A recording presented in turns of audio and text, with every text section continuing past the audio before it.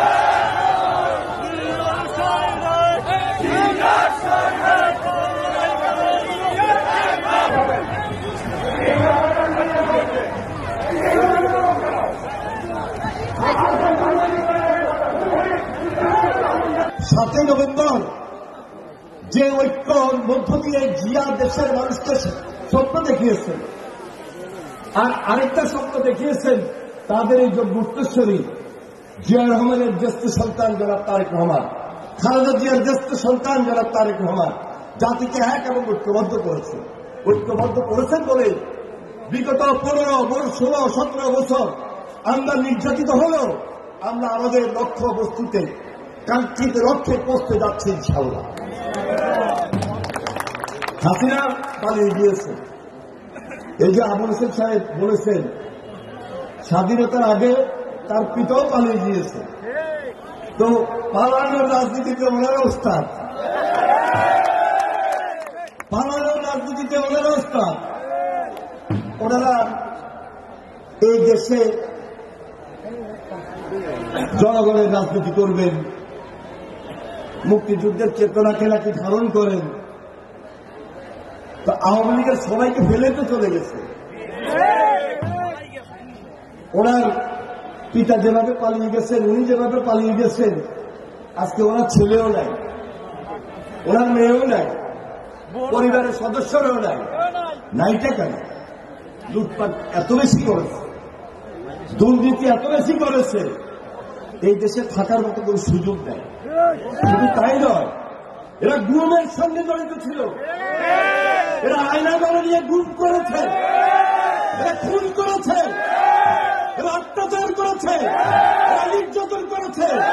এখন এদের বিচার চাই, ফাঁসি ফাঁসি ফাঁসি চাই, ফাঁসি ফাঁসি ফাঁসি চাই, বিচার বিচার বিচার চাই, বিচার বিচার বিচার চাই। খালেদা জিয়ার সংগ্রাম, তারেক রহমানের সংগ্রাম, স্বাধীনতার ঘোষক জিয়া